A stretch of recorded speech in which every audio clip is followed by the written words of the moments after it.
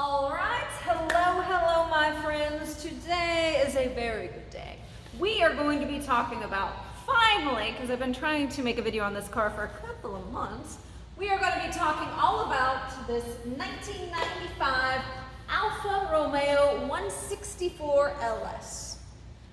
And I've known this car since I was a little girl, so I can't wait to do it. Let's go.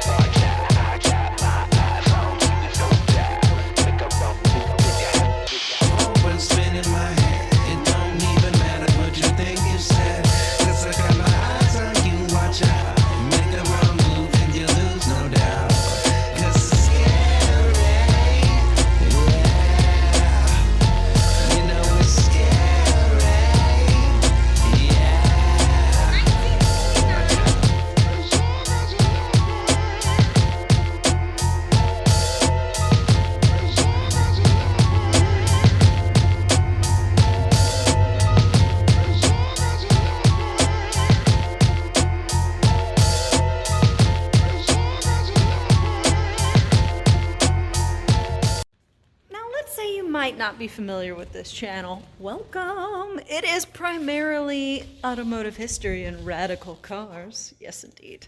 It's my thing. That's my passion. I'm super into car history, checking them out, looking at them, and then sharing that information.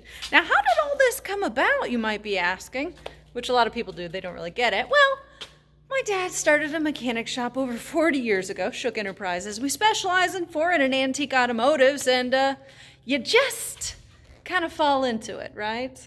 I'm supposed to not turn the video around so much. It gets y'all dizzy.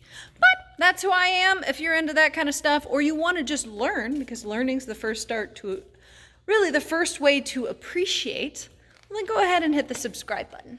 And a big thank you to George Finley, who is the proud owner of this Alfa Romeo, and who is also my friend and mentor and major car lover and collector. Thank you, George. So it is 1987 and Alfa Romeo is debuting the 164 executive class model at the Frankfurt Auto Show. Now, an important thing to keep in mind was this was the last model that was fully developed by Alfa Romeo before Fiat took it over.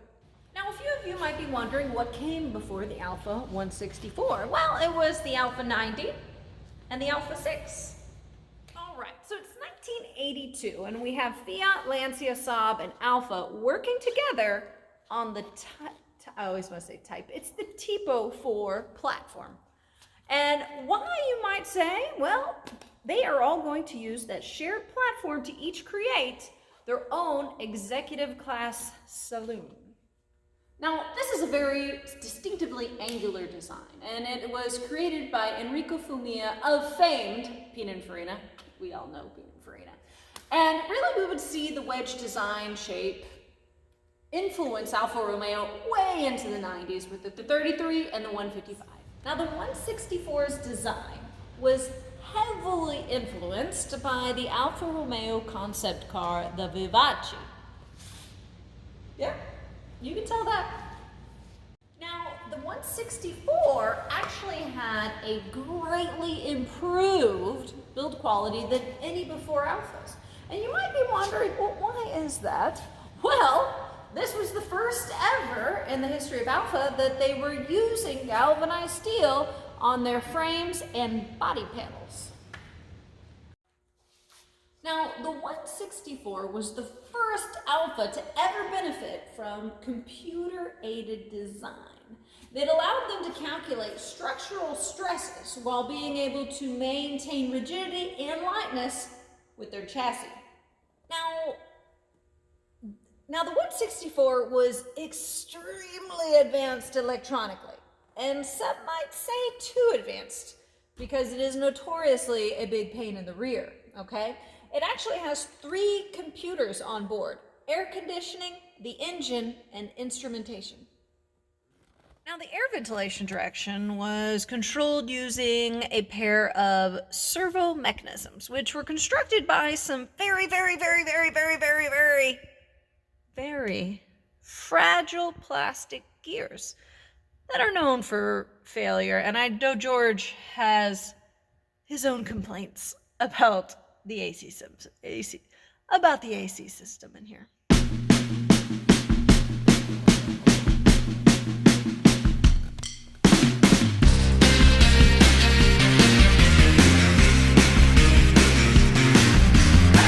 Well, guys, while I'm in here, I might as well show you the fabulous leather that's in here. I used to clean and condition it quite often when I was a teenager.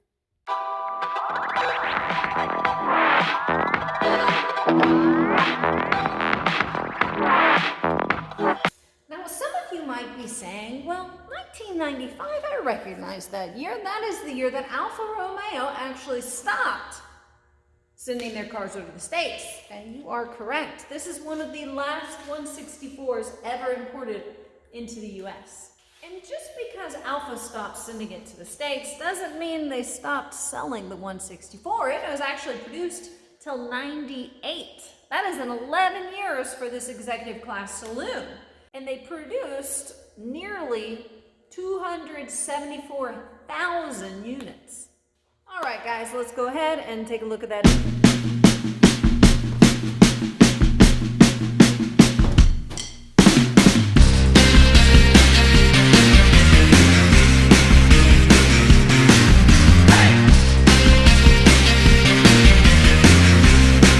God bless, that looks good. Now, this is the 3-liter 24-valve V6, and this was the only engine that was offered in the States. And with the LS model, you could get 230 horsepower. Let's get a closer look, shall we?